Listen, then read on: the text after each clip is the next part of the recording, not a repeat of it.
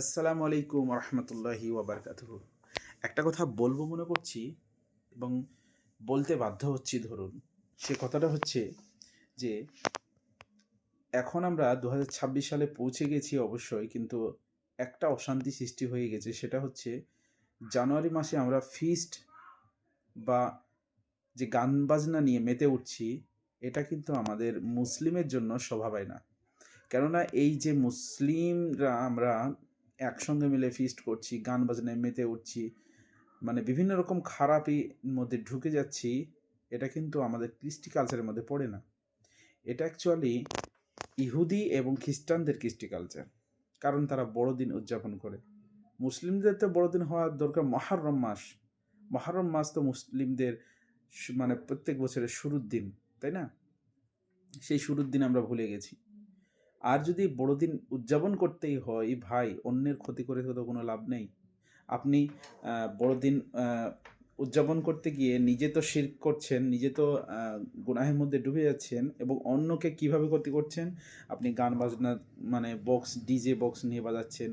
অনেক বৃদ্ধ মা-বাবা থাকে বা অনেক বৃদ্ধ আ চাচারা থাকে যাদের বা চাচিরা থাকে যাদের ক্ষতি ভীষণ পরিমাণে হয়।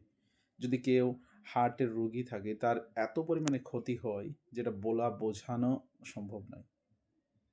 আল্লাহ আমাদের না করুক এইসব অসুখ সুস্থতা, আমাদেরকে আল্লাহ তাআলা অবশ্যই ভালো রাখুক। কিন্তু যারা অসুস্থ আছে তাদের জন্য খুবই কষ্টের বিষয়। এই যে ডিজে নিয়ে আপনারা বিভিন্নভাবে গাজ গান বাজনায় মেতে উঠছেন। আল্লাহ না করুক সেই রাত্রে যদি আপনার মৃত্যু হয়ে যায়, কি অবস্থা হবে? তাই না? তো অবশ্যই এই জিনিসটা মাথায় রেখে কাজ করবেন যে ডিজে যে গান বাজনা আপনারা করেন সেগুলো থেকে বিরত থাকুন। জানুয়ারি মাস এটা মুসলিমদের জন্য ১ম মাস নয়। ১ম মাস হচ্ছে মহরম মাস। তবে এই বছরের ১ম দিনকে উদযাপন করার কোনো প্রয়োজন নেই। আপনারা যারা করছেন এটা ইসলাম নিয়ে বাড়াবাড়ি করছেন। এটা একদমই ঠিক নয়।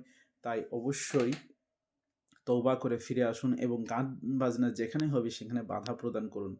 কেননা কোনো ভালো মানুষ, কোনো মমিন বান্দা যদি কোনো এই গান বাজনার সময়ে যদি বাধা প্রদান না করে তাদের যা গুনাহ হবে আপনারও সেম একই গুনাহ হবে।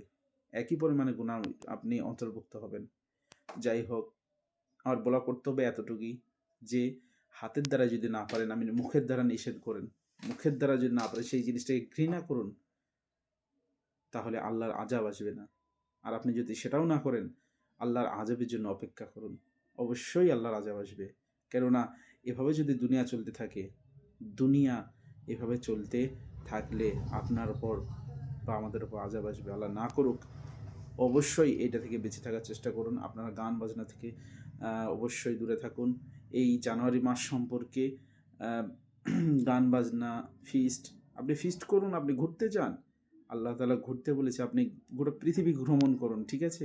কোনো সমস্যা নেই। পৃথিবীর অনেক কিছু দেখার আছে, যেগুলো দেখার প্রয়োজন আছে, যেগুলা মাধ্যমে আপনি আল্লাহকে চিনবেন। অবশ্যই দেখুন, আপনি ফিস্ট করুন বা আপনি একসঙ্গে মিলে খান, কিন্তু গান বাজনা নিয়ে এভাবে নাচানাচি করে মদ মাতাল মানে মদ থেকে শুরু করে বিভিন্ন রকম অশ্লীলতা যে ভিউগুলা দেখতে পাই, সেগুলা করা ঠিক নয়। মুসলিম হিসেবে অবশ্যই আপনারা ফিরে আসুন।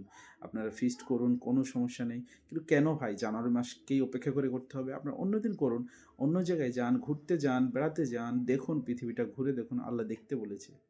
তো যাই হোক, আমার বলার উদ্দেশ্য একটাই, এই গান বাজনা থেকে আপনি অবশ্যই বেঁচে থাকার চেষ্টা করুন। নাহলে পরবর্তী ভবিষ্যৎ অন্ধকার মানে অন্ধকারই থাকবে বা অন্ধকারই আসছে। যাই হোক, ২০২৬ চলে এসেছে। ২৬ হিসেবে সকলের দিনগুলো যেন ভালো কাটুক। কিন্তু এই বছরকে উদযাপন করার কোনো প্রয়োজন নেই। আসসালামু আলাইকুম।